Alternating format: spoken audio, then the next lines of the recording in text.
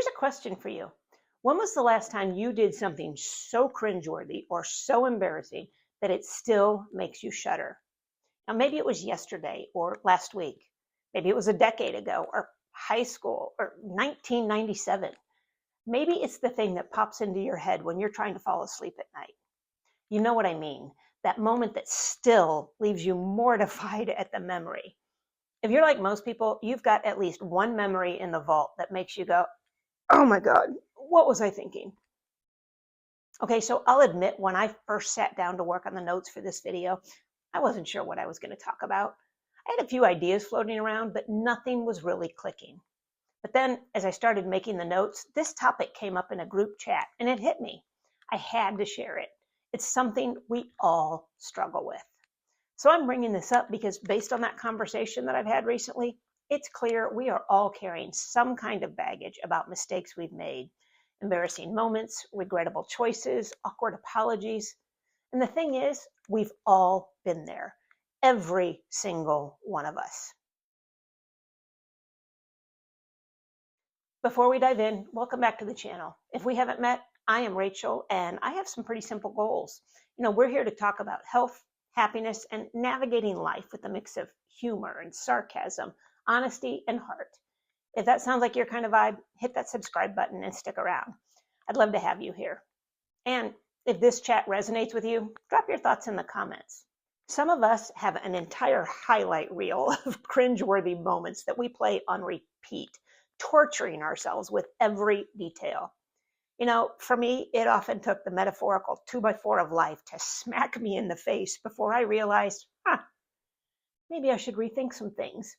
And honestly, even after a few more smacks, I would still catch myself dwelling on those moments, judging myself harder than anyone else ever would.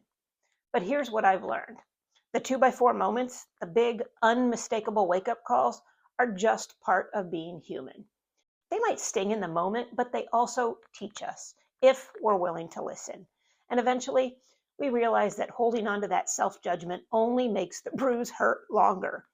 And, I hate to break it to you, but you're going to do it again. Mistakes are part of life. No one gets out unscathed. You're going to put your foot in your mouth or do something utterly embarrassing at some point. It is inevitable. The key isn't avoiding mistakes, it's learning from them and not letting them define you. We're humans, and humans are messy. We're imperfect, and sometimes just plain ridiculous. We trip, we stumble, and sometimes we fall flat on our faces in front of a crowd. But you know what? We survive. Despite all of the face palms and the awkward apologies and the sleepless nights replaying every detail of that one time you said something mortifying in 2014, you're still here. What's that phrase? You've survived every single bad day you've had so far. And hopefully you've learned a thing or two along the way. Here's a truth you need to realize that just might get you through. No one actually cares. No one cares what you're doing or what mistakes you've made. They have their own lives, their own mistakes, and their own things going on. You did something stupid, and you think everyone is thinking about it and judging you. And yeah, they might judge you for a minute, but at the end of the day, they really don't care. So stop worrying about it and stop being so hard on yourself. You're thinking about it and judging yourself way more than they ever will. Now, if you did make a really, really horrible mistake, all you can do is atone for it and be the best version of yourself that you can possibly be from here on out. Continuing on the same path because it's just too late is insane. Every single day, you have the power to change your behavior.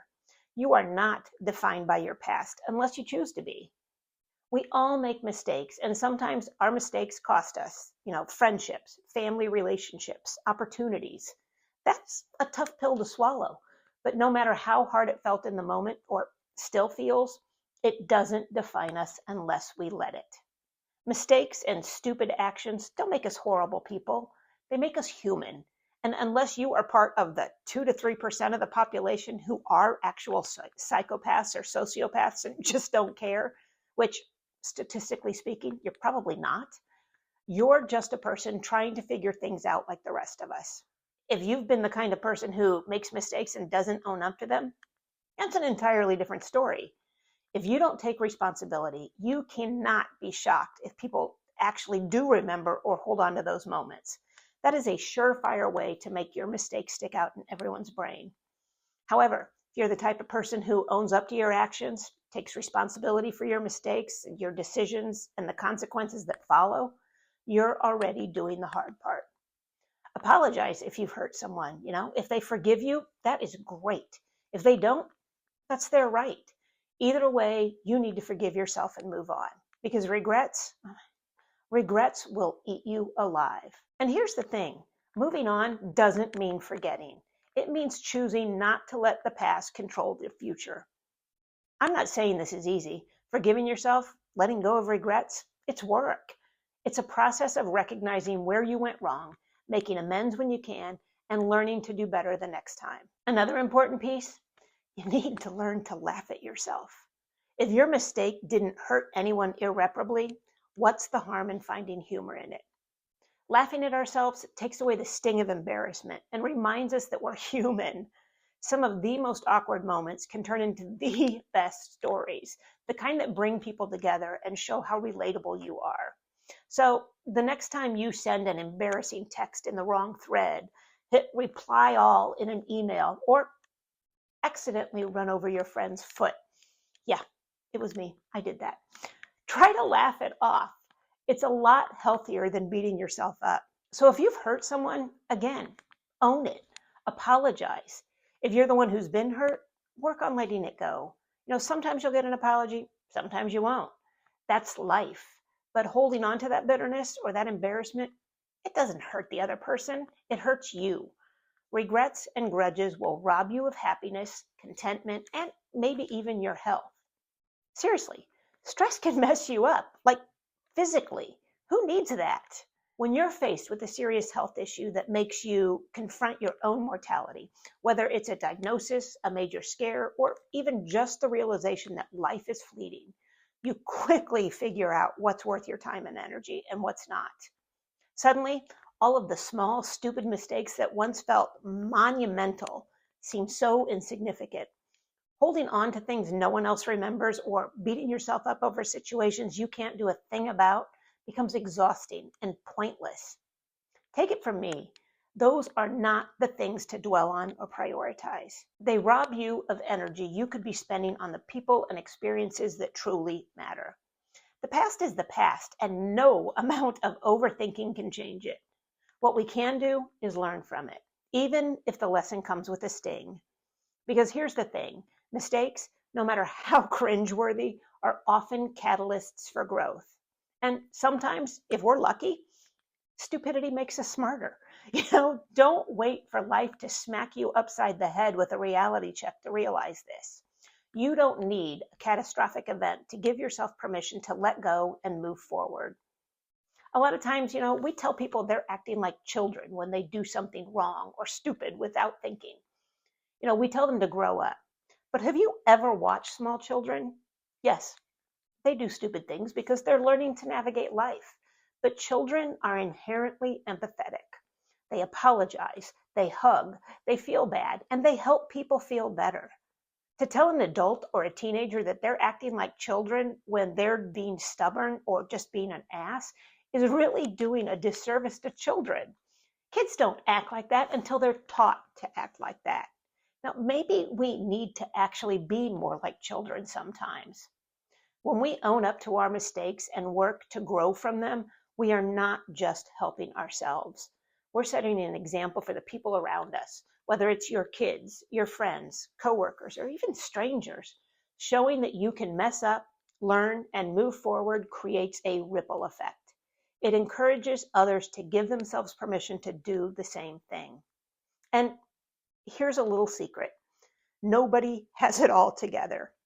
Not your favorite influencer, not your super successful friend, not even the people whose lives seem perfect. Life is messy, and that's okay. Perfection is not the goal. It's growth, learning, and doing the best we can with what we've got.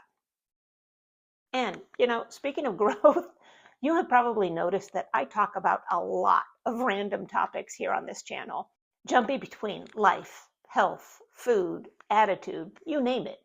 That is just how my brain works. It bounces all over the place. But hopefully that's the fun of it, right? What do you think of this mix, though? I would love to hear if you're here for the randomness or if there is a specific direction you'd like me to see me explore more. I mean, this kind of unpredictability might be what keeps things interesting. I don't know. If any of this resonates with you, I would love to hear your story in the comments. Do you have something that still keeps you awake at night? A mistake you learned from? How did it shape you? We have all been there. This is just to remind us we are not alone in this messy human experience. And hey, if you're enjoying these chats, hit that subscribe button or share them with somebody who might get something out of it. It helps the channel and it lets me know if I'm heading in the right direction with the things that I'm putting out there. Thanks for watching. As always, take care of you, and I will see you in the next video. Bye-bye.